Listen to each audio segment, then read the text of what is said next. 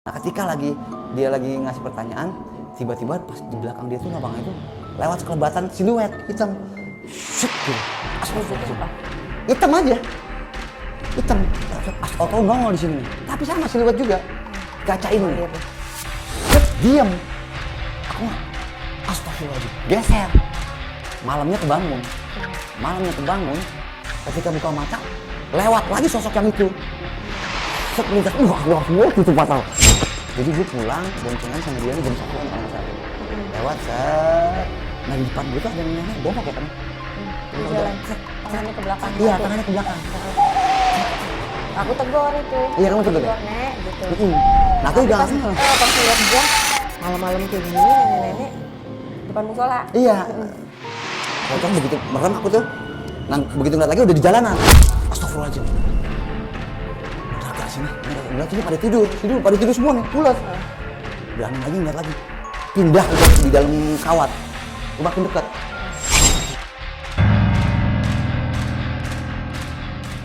Assalamualaikum warahmatullahi wabarakatuh. Kembali lagi di channel Gen 263, di mana kita akan menceritakan kisah misteri yang tidak masuk di logika tapi nyata. bersama gua Winggo Tembok. Dan aku Sanas. Mau nyebrang dapat berkat. Berangkat.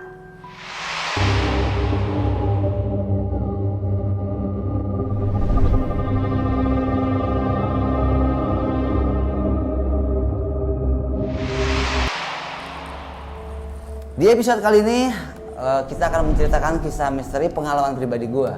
Seperti yang gue alamin waktu itu, gue ceritain pada episode sebelumnya kalau sebenarnya kalau gue pribadi bukan orang yang bisa ngelihat sosoknya plek-tiplek wujudnya. Beda sama istri gue, ya kan, beda sama kamu. Kalau gue tuh cuma ada beberapa kejadian, makanya sampai sekarang masih ingat kalau yang ngelihat sosok langsung gitu ya. Itu waktu kayaknya sih mimpi sama itu juga masih 50-50 tuh waktu kita pulang dari mana tuh yang jam 1 malam itu ngeliat sosoknya tuh. Kalau misalnya wujud siluet atau suara beberapa kali pernah. Jadi waktu kecil, waktu SMP itu aku kan di tahun kira-kira 95-96an lah. Jadi waktu itu zaman orang seneng miara burung dara tuh, namanya anak kecil ya, yang miara burung dara. Nah aku nggak punya uang, ekonomi aku sulit kan. Jadi saking pengennya minta beliin nggak dikasih sama orang tua, saking pengennya akhirnya aku nyuri uang belanja ibu. Aku tahu tuh naruhnya di mana, aku curi buat beli burung. Nah karena takut burungnya aku taruh tempat saudara aku, tempat sepupu aku. Aku pun takut pulang karena udah ketahuan tuh duitnya hilang ibu. Nginep lah aku di situ. Nah tempat sepupu aku itu udah terkenal memang serem. Sepupu gue sering nyeritain tuh kalau rumahnya serem dan memang di sekitaran situ memang serem. Di gangnya tuh pohon-pohon besar dan banyak kejadian-kejadian yang dialami oleh warga sekitar. Terutama banyak yang ngelihat sosok misterius lah, setan-setan, jin gitu. Terutama di rumah sepupu aku itu. Ceritanya aku nginep lah. Nah ketika malam habis isya tuh pada main nih ceritanya, main kayak cerdas cermat. Jadi posisinya aku, sepupu aku, 2 orang yang ngasih pertanyaan ada tuh sepupu aku. Jadi posisi gini nih, duduk sini 3, sini 2, ini aku sini, aku dekat kaca, sini kaca, sananya ada lubang angin. Jadi sofa gitu, duduk bertiga, sini dekat kaca, sana lubang angin. Nah ketika dia lagi ngasih pertanyaan, tiba-tiba pas di belakang dia tuh lubangnya itu lewat sekelebatan siluet hitam. Shit gitu. Astagfirullahaladzim. Hitam aja. Hitam. Astagfirullahaladzim. Nah itu udah mulai deg. Udah gak konsen tuh. Udah, coba tenang. Ketika lagi dia ngomong lagi, tau-tau nongol di sini nih. Tapi sama siluet juga. Kaca ini nih. Set, diam. Aku nggak. Astagfirullahaladzim. Geser. Nah yang ini juga ternyata ketika aku geser dia pada lari. Oh jadi dia lihat juga mungkin. Kayaknya sih ngelihat pas di sana juga dia nih ngelihat. Ketika di sini juga ngelihat nih. Lari semua ke tempat tidur. Wah namanya anak masih SMP ya. Lari semua ke tempat tidur. Udah ada tuh. Kenapa sih pada lari-larian? Udah diem. tidur lah akhirnya tuh. Waktu itu tidur namanya aku baru pertama kali nginep di situ kan, rumah sepupu aku tuh. Malamnya kebangun, ketika buka mata lewat lagi sosok yang itu. Set melintas, aku langsung tutup mata. Udah tidur sampai pagi. Itu pengalaman yang bener-bener sampai sekarang nggak aku lupain. Kalau pengalaman misteri. Nah itu tapi nggak ngelihat sosoknya plak ketiplak gitu loh. Cuma kelebatan doang. Kalau suara beberapa kali, diantaranya diketawain kuntilanak pernah aku sama sepupu aku itu juga tuh. Ketawain kuntilanak. Suaranya kencang banget. Katanya kalau kencang berarti jauh. Katanya ya kalau menurut mitos, suara kuntilanak kencang itu berarti jauh kuntilanaknya. Tapi kalau suara ketawanya pelan itu berarti dekat. Nanti kalau menurut kamu bener gak sih? Kayak gitu mitos gitu. Kalau pelan ya. Iya. Balikannya dia suaranya. Iya. Kalau pelan berarti dekat kan? Nah itu kencang memang. Tapi di kuping tuh merinding, bikin lari. Nah itu aku dengarnya di rumah memang yang rumah dukun lah, kalau orang sana bilang rumah dukun. Waktu aku masih kecil juga tuh, masih SMP tuh. Itu suara-suara aja, sama suara ayam waktu di rumah tuh. Jadi aku nggak sadar kan kalau malam ngerokok nggak bisa tidur kan, jam 1:30, 2-an tuh ngerokok sambil main handphone. Nah waktu itu ada suara ayam, piak piak piak, anak ayam. Piak piak piak piak. Ah, biasa aja aku kan nggak masih ini. Udah hilang tuh suara ayamnya. Lagi ngerokok lagi nggak lama ada lagi suaranya. Piak piak piak piak. Ah, suara ayam. Akhirnya aku tanya ke kamu tuh kan. Tanya, "Kam, di belakang ada yang miara ayam?" Karena kan gue nggak miara ayam. Tanya sama dia nih. Terus kata dia, Nggak ada. Enggak. Kataku, siapa yang miara ayam malam-malam gini kedengeran suara anak ayam, aku bilang kayak gitu kan. Terus aku bilang, di belakang kan rumah kosong, mana ada anak ayam. nah dari sana des, oh iya. Terus gue tanya tuh, ini malam apa Kam? Jumat. Astagfirullahaladzim. Udah langsung selesai, beres. Udah tidur udah akhirnya tuh. Itu kalau suara. Abis itu nggak ngerokok lagi malam-malam. Iya malam-malam udah. Karena emang kebayang kali ya, terngiang ya. Jadi nggak ngerokok di dapur lagi ya. Nah kalau yang ngelihat sosok waktu itu, kalau kamu ingat, waktu kita pulang dari mana jam 1 malam. Ingat gak pakai motor? Di gang sini nih, gang Menteng.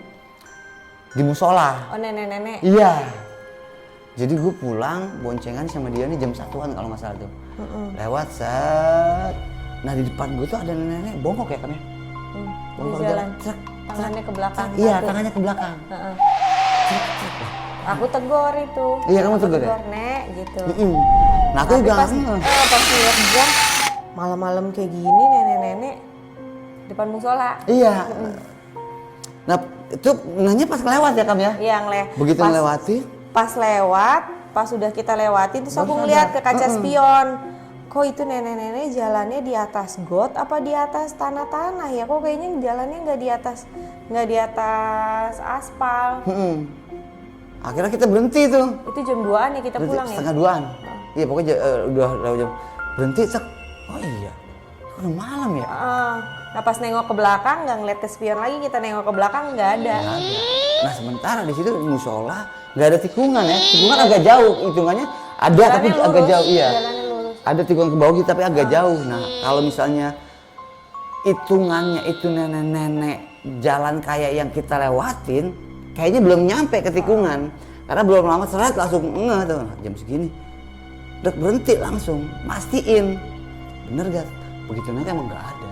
Jadi memang kan jalanannya kan aspal, tapi pinggirannya itu tanah. Buat tanaman. Iya. Buat tanaman. Nah aku ini di situ dia jalannya memang di jalanan yang tanaman itu, apa di atas tuh, pokoknya di pinggir banget, jalannya di pinggir banget, nggak di aspal. Ya itu tuh sosok yang tapi. Nah besokannya kan kita nanya sama ibu, Bu tadi malam ada nenek-nenek kita pulang di depan musola katanya gitu kan. Di situ ada nenek-nenek gak sih Bu? Nah, siapa kata?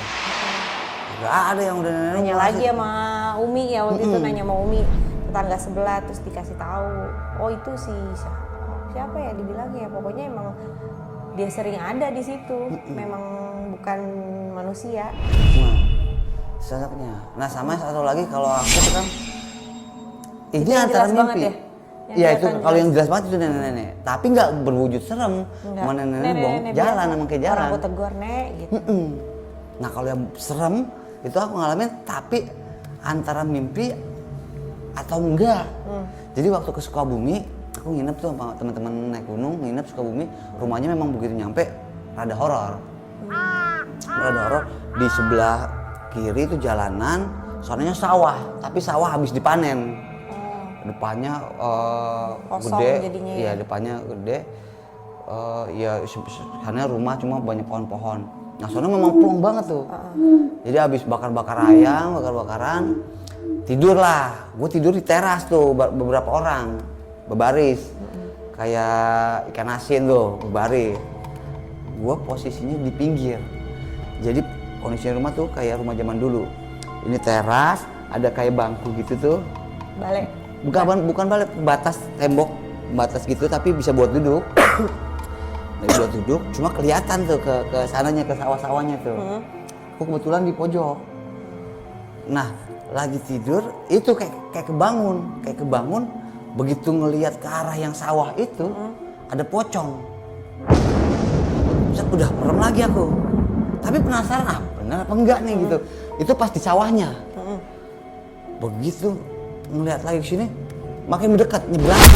Jadi ini jalanan, ini sawah, ini jalanan, ini ada kawat-kawat. Nah, aku di sini tidurnya nih. Nah, dari pocong begitu merem aku tuh. Nah, begitu ngeliat lagi udah di jalanan. Astagfirullahaladzim. Benar gak sini? Benar gak sih? Ngeliat sini pada tidur semua nih, pulas. Berani lagi ngeliat lagi. Pindah di dalam kawat. Gue makin dekat. Begitu lagi, total udah di depan muka. Iya, udah di sini nih, di yang pembatas duduk. Bang, astagfirullah, langsung aku pindah ke tengah sini nih. Jadi ditumpukin langsung begitu tuh, bro. Tapi itu aku antara mimpi nggak mimpi. Itu bener-bener udah tutup gini aja. Yang lainnya masih tidur. Nah itu. Tapi pocongnya mukanya jelek apa? Oh serem banget itu, serem banget. Itu sekali-sekali aku ngeliat sosok itu tuh. Cuma antara mimpi nggak mimpi. Itu udah kejadian yang makanya gue bilang gue tuh nggak pernah ngeliat sosok. Cuma sampai sekarang masih ingat karena cuma beberapa kejadian kayak gitu. Kamu sendiri pernah ngalamin nggak? Itu pernah ya di rumah malam-malam. Itu baru-baru pindah ke sini ya, ke Citayam ya, belum ngeh banget sama daerahnya gitu kan ya. Terus malam-malam itu ada orang nyapu. Ada suara orang nyapu. Srek, sapunya sapu lidi. Sapu lidi.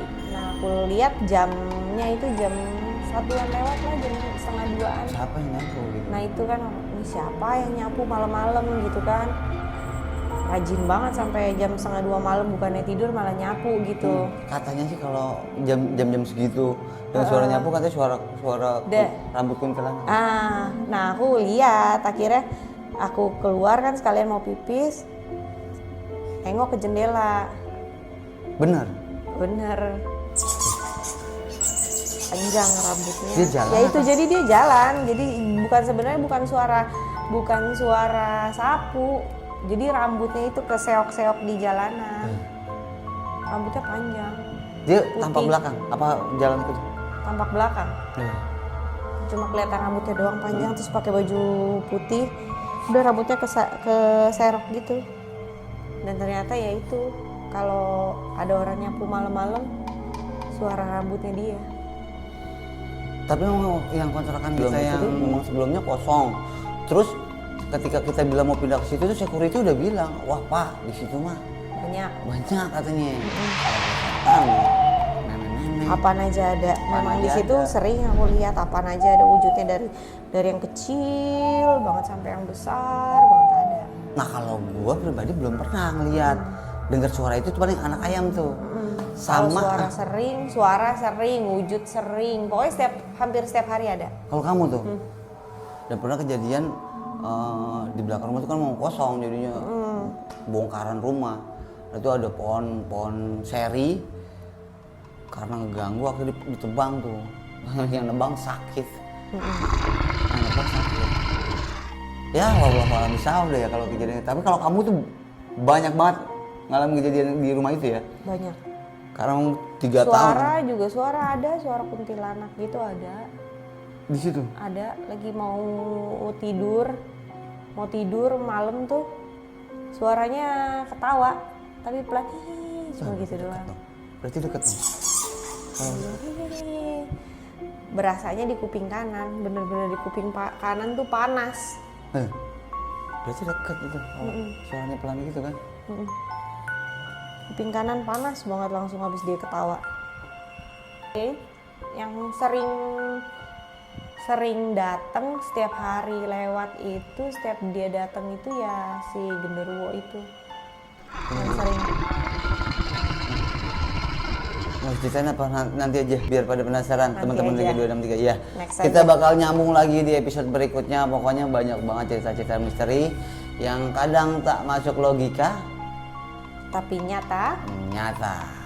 Buat teman-teman Gen 263 yang mau berbagi cerita kisah nyata, kisah misteri, bisa email ke sini nih.